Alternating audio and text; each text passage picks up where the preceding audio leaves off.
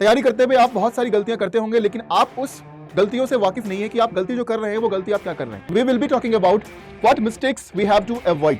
So procrastination can lead to inadequate preparation, negatively impacting your performance on the examination. Many students ignore the exam pattern. अगर time management अभी गलत हुआ तो exam centre के अंदर में आपके अटेम्प्ट्स कंप्लीट नहीं हो पाएंगे and that will result into low score. आज हम बात करने वाले हैं क्लैट 2025 एग्जामिनेशन की, जिसमें कि what can be do's and what can be don'ts के बारे में बात करेंगे कि हमें क्या करना चाहिए और क्या नहीं करना चाहिए, क्योंकि अभी आप सभी प्रिपरेशन फेज में चल रहे हैं और इस वक्त आप सभी तैयारी जो है वो कर रहे हैं. तैयारी करते हुए आप बहुत सारी गलतियां करते होंगे, लेकिन आप उस गलतियों से वाकिफ नहीं है कि आप गलती जो कर रहे हैं वो गलती आप क्या कर रहे हैं, या फिर जो आपको करना चाहिए क्या आप वो कर रहे हैं या फिर नहीं कर रहे हैं. इसके बारे में पता होना बहुत जरूरी है, क्योंकि अगर हम तैयारी कर रहे हैं तो सही रास्ते पर अगर हम चलें, सही दिशा में, सही डायरेक्शन में अगर हम तैयारी करते हैं तो वो हमारे लिए बेनिफिशियल होगा, क्योंकि हम समय तो दे रहे हैं, है ना. अगर आप मान लो कि 5 घंटे 6 घंटे डेली के आप दे रहे हो तैयारी के लिए और उसमें भी अगर आप कुछ गलत चीजें कर रहे हो तो वे वेस्टेज ऑफ टाइम हो जाएंगे हमारे लिए.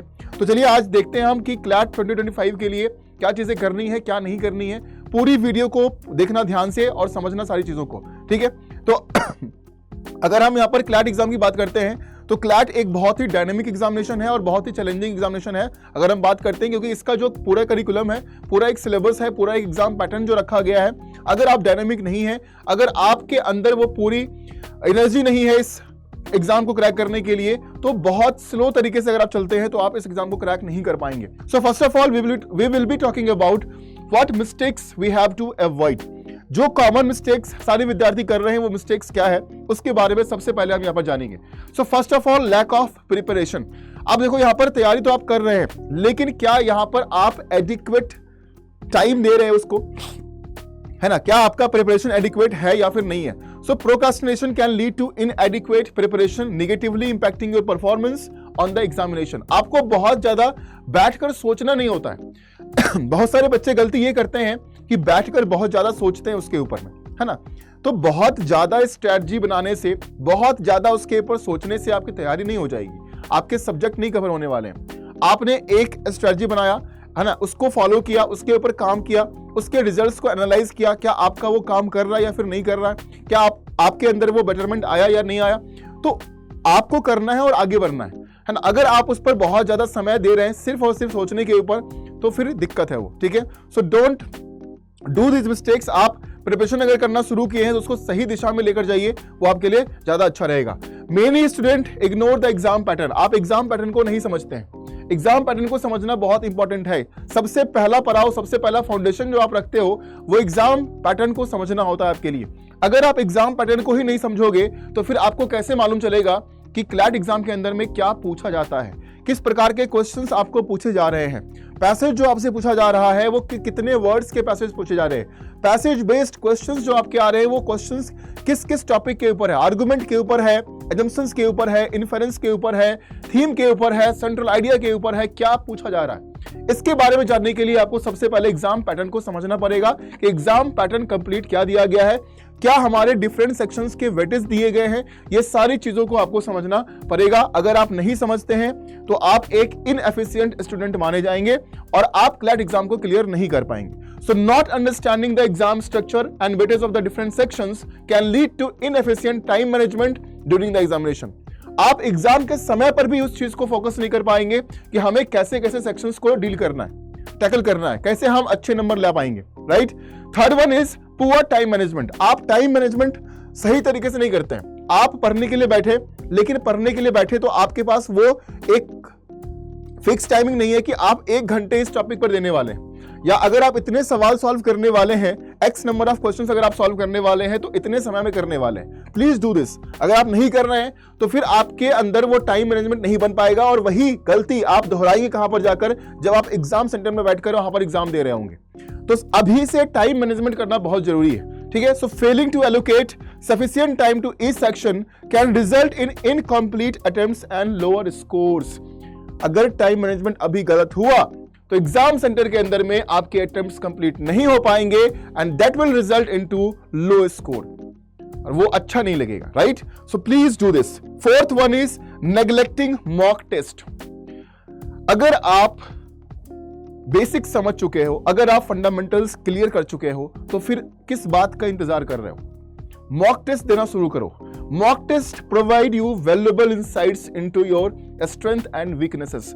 आपके क्या स्ट्रेंथ है, आपका क्या वीकनेस है, ये आपको सटीक तरीके से अगर कोई बताएगा तो सिर्फ और सिर्फ मॉक टेस्ट बताएगा।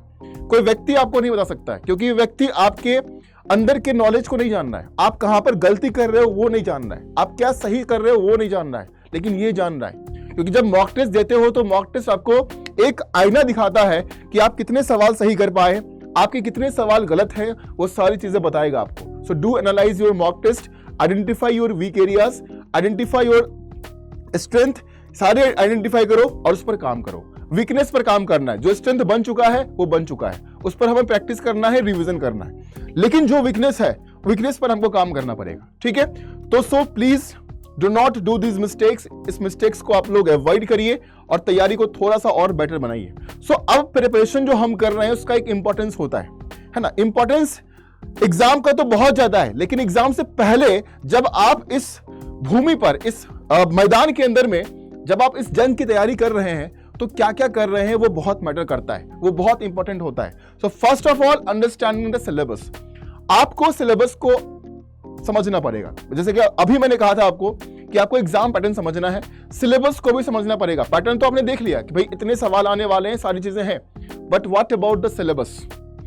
इंग्लिश के अंदर आपको क्या पढ़ना है, कैसे पढ़ना है, किस प्रकार के पैसेज आते हैं, लॉजिकल रीजनिंग के अंदर में किस प्रकार के पैसेज आ रहे हैं, लीगल रीजनिंग के अंदर में क्या पूछा जा रहा है, क्वांटिटेटिव टेक्निक्स के अंदर में क्या पूछा जा रहा है, करंट अफेयर्स कैसे आ रहे हैं, सारी चीजें तो देखने पड़ेंगे ना हमें। Also you have to develop effective strategies, ठीक है? अब सिलेबस को समझने के बाद दूसरा काम आप क्या करेंगे?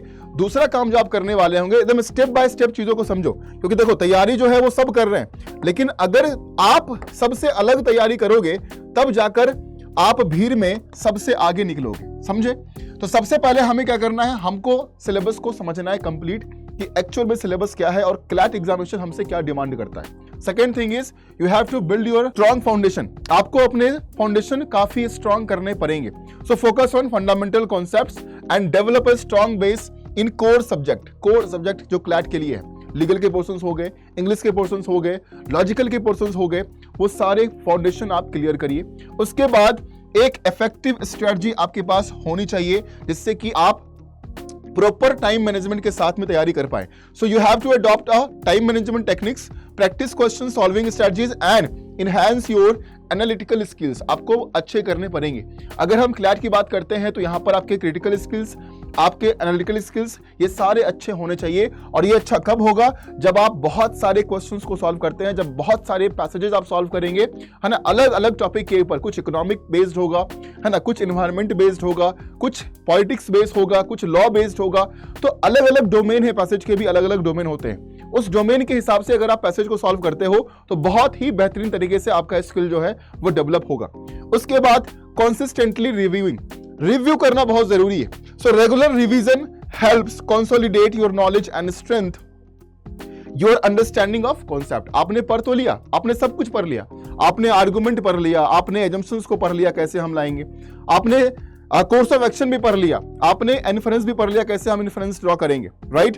कैसे हम किसी भी आर्गुमेंट को स्ट्रेंथन करेंगे, वीकेन करेंगे, सब पढ़ लिया। लेकिन रिवीजन नहीं है हमारे, रिवीजन नहीं कर रहे हैं तो फिर वो जो आप मिस्टेक कर रहे हो, वो मिस्टेक कहां रिजल्ट करेगा? आपके कम स्कोर में रिजल्ट करेगा, आपके गलत सवालों में रिजल्ट करेगा, तो आप गलती करोगे। तो please don't do these mistakes. आपको ये काम करने हैं, आपको रिव्यू करना है अपने परफॉर्मेंस को, आपको रिवीजन करना है जो भी आपने पढ़ा है, आपको स्ट्रॉन्ग फाउंडेशन बिल्ड करना है ना। फाउंडेशन बिल्ड करने के लिए आपको इफेक्टिव स्ट्रेटजी बनानी पड़ेगी कि कैसे कॉन्सेप्ट्स को आप कवर करोगे, कैसे उस कॉन्सेप्ट को कवर करने के लिए टाइम मैनेज करोगे। हर चीज को समझना काफी इंपॉर्टेंट आपके लिए बनता है। So proper preparation is paramount to achieving success in the CLAT examination. It requires a structured approach, dedicated effort and consistent practice. तीनों चीज चाहिए होगा।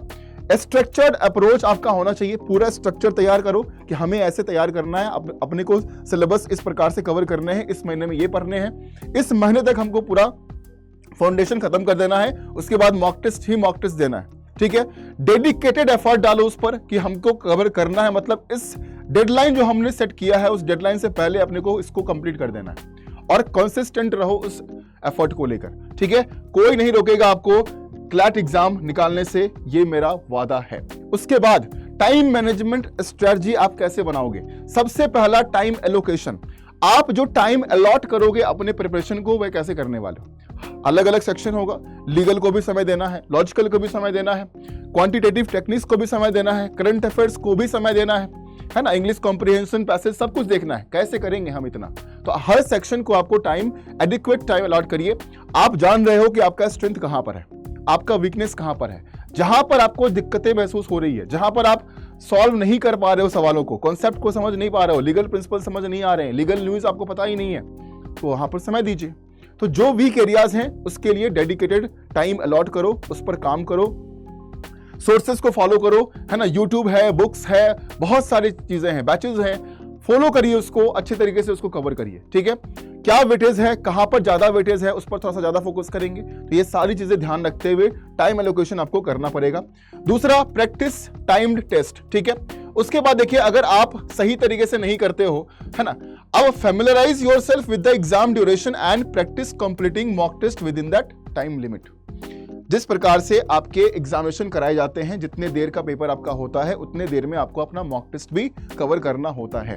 तो इस प्रकार से ही आप अपने प्रैक्टिस जब कर रहे हैं, मॉक टेस्ट दे रहे हैं, उतने ही समय में बैठकर दीजिए, उसी पूरे एनवायरनमेंट बनाकर, कंप्लीट माहौल वही रहेगा आप मॉक टेस्ट जब दे रहे होंगे। ऐसा नहीं कि आपने मॉक टेस्ट ऑन कर लिया, कभी बातचीत कर रहे हैं, कभी सवाल सॉल्व कर रहे हैं, ऐसा नहीं करना है। सो अवॉइड टाइम वेस्टिंग एक्टिविटीज साथ में, ठीक है। Eliminate distractions during your study sessions and avoid spending excessive time on challenging questions. Challenge नहीं करना यहां पर कि ये सवाल बन कैसे नहीं रहा है, इसको मैं बना के छोड़ूंगा। अगर आप इस चीजों के ऊपर जाओगे, चैलेंजिंग एनवायरनमेंट बनाओगे अपने अंदर, तो फिर आप मैक्सिमम नंबर ऑफ क्वेश्चंस को कवर नहीं कर पाओगे, और 120 क्वेश्चंस में से मैक्सिमम नंबर ऑफ क्वेश्चंस अगर आपने नहीं किया तो फिर एनएलयू नहीं मिलेगा। करवा सच है ये, ठीक है।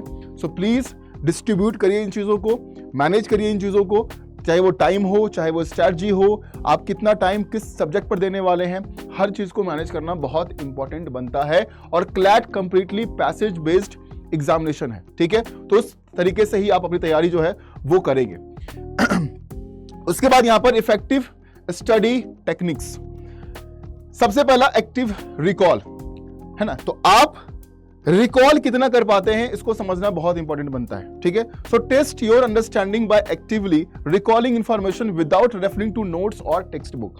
अगर आपने लीगल कॉन्सेप्ट्स को पढ़ा, लॉजिकल कॉन्सेप्ट्स को पढ़ा है, करंट अफेयर्स आपने पढ़ा है, राइट, तो उसको रिकॉल करने की कोशिश करिए बिना कुछ देखे।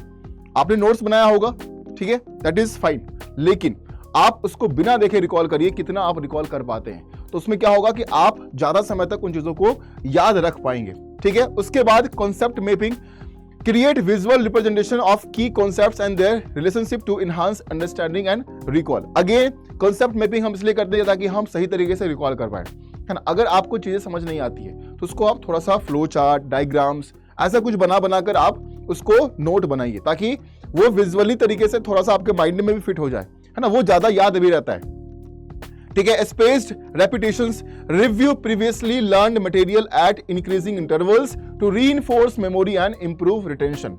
आप क्या करिए, समय पर कभी भी, है ना, समय पर कभी भी अचानक से हम, है ना, बैठ जाइए, और उसके बाद उस समय आप अपने आप को चैलेंज करिए कि बेटा तुमने जो पढ़ा था एक वीक पहले, है ना, उस चीज को रिकॉल करो। उसमें क्या होगा कि आप प्रेशर डालोगे अपने आप ऊपर, है ना, उस पर थिंक करोगे, पूरा रिकॉल करने की कोशिश करोगे। जितनी एनर्जी आप लगा सकते हो उस वक्त आप लगाकर रिकॉल करने की कोशिश करेंगे, वो आपके लिए बहुत बेटर रिजल्ट देगा। Practice question solving, solve numerous practice questions to gain familiarity with different question types and develop problem solving skills. Passage based examination है, जितने पैसेज को सॉल्व करोगे, जितने सवाल उस पर सॉल्व करेंगे आप, उतना बेहतर आपके लिए होने वाला है, ठीक है। तो इसमें कमी नहीं करना है ना। मैक्सिमम नंबर ऑफ पैसेजेस, चाहे वो इंग्लिश के अंदर हो, लॉजिकल के अंदर हो, लीगल के अंदर हो, करंट अफेयर्स के क्वेश्चंस हो, आपको मैक्सिमम से मैक्सिमम सॉल्व करने हैं, ठीक है। अब अगर हम देखो एग्जाम पैटर्न की बात करते हैं तो यहां पर अगर आप देखते हैं तो 2 घंटे का पेपर होगा, और 2 घंटे अगर आपको पेपर को कंप्लीट करने के लिए मिल रहे हैं तो 2 घंटे में ही आपको मॉक टेस्ट देने हैं जब आप अपने घर में बैठकर पेपर दे रहे हो। तो मॉक टेस्ट पेपर जब आप दे रहे होते हैं तो आप ये सोचिए कि आप रियल एग्जामिनेशन दे रहे हैं। 2 घंटे पेपर मिलेंगे, 2 घंटे में आप मॉक टेस्ट को करेंगे कंप्लीट। ये सारे सेक्शंस होते हैं, लगभग इतने क्वेश्चंस जो हैं वो इन सभी सेक्शंस के रहने वाले हैं। 120 क्वेश्चन रहने वाला है, 120 नंबर का आपका होगा, जिसमें कि आपका नेगेटिव मार्किंग 0.25 का रखा गया है। ठीक है, तो ये क्लैट का एग्जाम पैटर्न है। ये सारे सेक्शंस रहने वाले हैं। इंग्लिश लैंग्वेज होगा, current affairs with GK, logical reasoning, quantitative techniques और लीगल रीजनिंग के क्वेश्चंस आपके रहने वाले हैं, और लगभग इतने नंबर ऑफ क्वेश्चंस आपके जो है इन सभी पोर्शन से आपको पूछे जाएंगे, और 120 क्वेश्चंस पूरा आपका इस एग्जाम के अंदर में आपका रहने वाला है। ठीक है, अब कैसे हम एनालिटिकल थिंकिंग जो स्किल है वो कैसे हम डेवलप करेंगे? तो सबसे पहले read extensively, engage in extensive reading of newspapers, magazines and books to expand your vocabulary and enhance your comprehension skill। मैंने हमेशा आपको बोला है कि क्लैट एग्जाम के लिए रीडिंग करना बहुत जरूरी है। अगर आप रीड नहीं करते हैं सही तरीके से, चाहे आप मैगजीन्स को रीड करो, English magazine, English newspaper, the Hindu, the Indian express, है ना, या टाइम्स ऑफ इंडिया अगर अवेलेबल हो रहा है आप वो भी पढ़ लो, कोई दिक्कत नहीं है। लेकिन आपको पढ़ना चाहिए, आपको रीड करना चाहिए। सिर्फ रीड ही नहीं बल्कि रीड करने के बाद उसको रिकॉल करना चाहिए, उसको रीराइट करना चाहिए, ताकि आप अच्छे तरीके से पैसेज की अंडरस्टैंडिंग डेवलप कर पाओ। So this is very important. Solve passages. आप रीडिंग हैबिट्स को डेवलप करते करते साथ में कुछ पैसेजेस को भी सॉल्व करिए। पहले छोटे पैसेज, उसके बाद थोड़े से और बड़े पैसेज, क्योंकि अगर आप देखोगे ऑफिशियल जो आपका एग्जाम पैटर्न सिलेबस डिस्कस किया गया है कंसोर्शियम ऑफ एनालिटिक्स पे, आप वहां पर देखेंगे तो वहां पर 450 वर्ड्स साफ अक्षरों में लिखा हुआ है। तो आप पहले 100, 150 शब्द, 200 शब्द, 250 शब्द, 300 शब्द, है ना, फिर 400 शब्द पर आइए। तो धीरे धीरे अपने एबिलिटी को डेवलप करिए कि आप पैसेज जो पढ़ते हैं उसको पहले छोटे पैसेज पढ़ो, उसको समझो, उसके ऊपर सवाल सॉल्व करो, फिर थोड़े से और बड़े मीडियम पर आएंगे, और फिर जो हमारा 350 वर्ड्स, 400 वर्ड्स, 450 वर्ड्स के पैसेजेस हैं उस पर हम काम करेंगे। तो इस तरीके से थोड़ा सा आप काम करिएगा।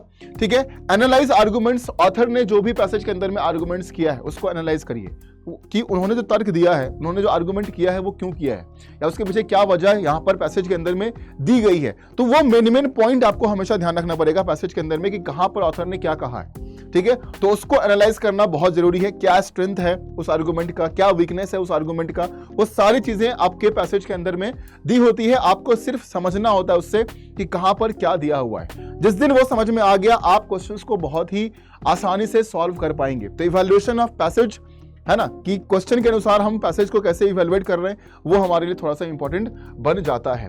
ये न्यूज़पेपर है, आप इस दोनों न्यूज़पेपर को फॉलो कर सकते हो, या तो द इंडियन एक्सप्रेस या फिर द हिंदू। इसके अंदर में आपको कौन सा सेक्शन पढ़ना है, तो इसके अंदर आप जाओगे तो आपको मिलेगा एडिटोरियल और ओपिनियन सेक्शंस। ठीक है, एडिटोरियल ओपिनियन सेक्शंस आपको मिलेंगे। उस सेक्शन के अंदर में बहुत सारे ऐसे राइटर्स, ऑथर्स होते हैं जो कि आर्टिकल्स लिखते हैं इसके अंदर में। उस आर्टिकल्स को आपको पढ़ने हैं, है ना। तो आर्टिकल्स को पढ़ते वक्त आपके काम कहाँ पर होंगे, आप वोकैब्स पर ध्यान दोगे, है ना, वोकैब्स आप क्लियर करोगे यहाँ से, आपकी रीडिंग अच्छी होगी यहाँ से।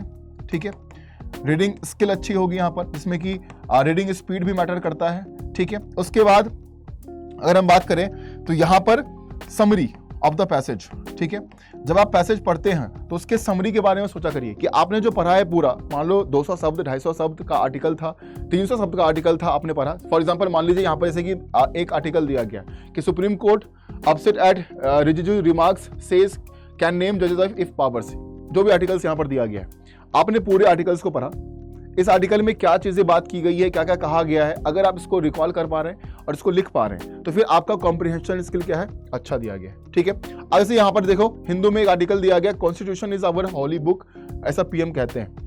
आपने पूरा पढ़ा, है ना। अब कुछ बातें यहाँ पर कॉन्स्टिट्यूशन के बारे में की गई होगी, बहुत सारे यहाँ पर रीजंस दिए गए होंगे, आर्गुमेंट दिया गया होगा। तो पढ़ने के बाद आप इसको अगर रीराइट कर पा रहे हैं तो आपके लिए बहुत ज्यादा इंपॉर्टेंट बन जाता है।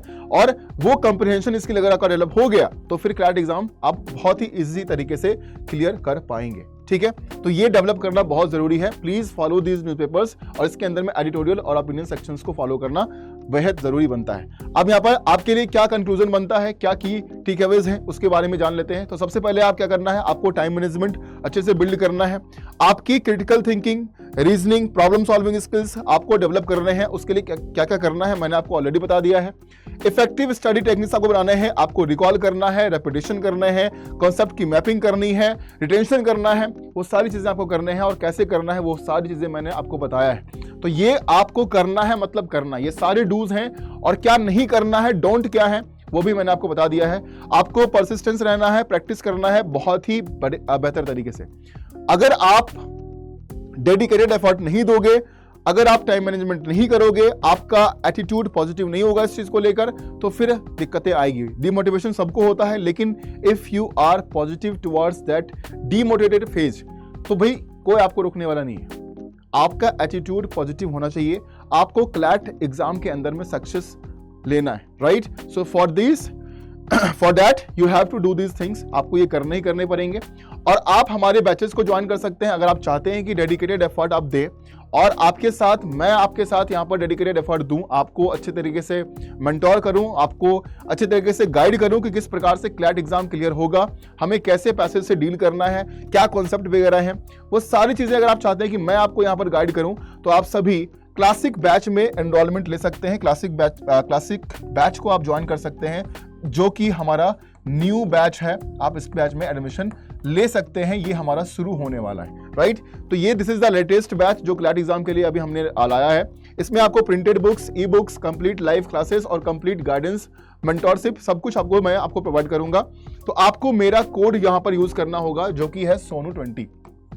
तो अगर आप मेरा कोड सोनू80 यूज करते हो, अगर आप मेरा कोड सोनू80 यूज करते हो, तो यहां पर आपको इस बैच में डिस्काउंट भी मिल जाएगा। और डिस्काउंट के साथ साथ डिस्काउंट कितना मिलेगा, अप टू 80% आपको डिस्काउंट यहां पर मिल जाता है।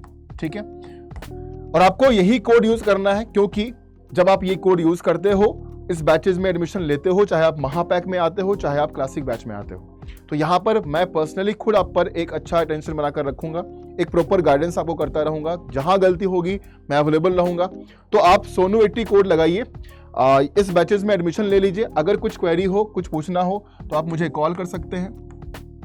ये नंबर है, इस नंबर पर आप मुझे कॉल करके आप मुझसे बात कर सकते हैं, डिस्कस कर सकते हैं कि कैसे तैयारी करनी है, बैचेज में क्या सब होगा, वो सारी चीजें मैं आपको यहाँ पर समझा दूंगा। ठीक है, ये हमारी किताब है। अगर अलग से किसी को किताब लेना है तो आप ये बुक भी ले सकते हो। ठीक है, इस बुक को भी आप ऑर्डर कर सकते हो क्लैट एग्जाम के लिए। यहाँ पर 900 प्लस पैसेजेस बेस्ड क्वेश्चंस आपको यहाँ पर प्रोवाइड किए गए हैं ऑन लेटेस्ट पैटर्न, और प्रीवियस ईयर को भी कवर किया गया है। तो ये सारी चीजें हैं, आप इन चीजों को फॉलो कर सकते हैं। आप मुझे कॉल कर सकते हैं या फिर आप मुझे मेल कर सकते हैं जानकारी पाने के लिए और डिटेल में जानने के लिए, और प्रॉपर गाइडेंस अगर चाहते हैं कि क्लैट इस वक्त, इस साल 25 क्लियर हो जाए, तो I am here to help you out. ठीक है, चलिए, थैंक यू सो मच। जय हिंद, आप सभी का बहुत बहुत धन्यवाद।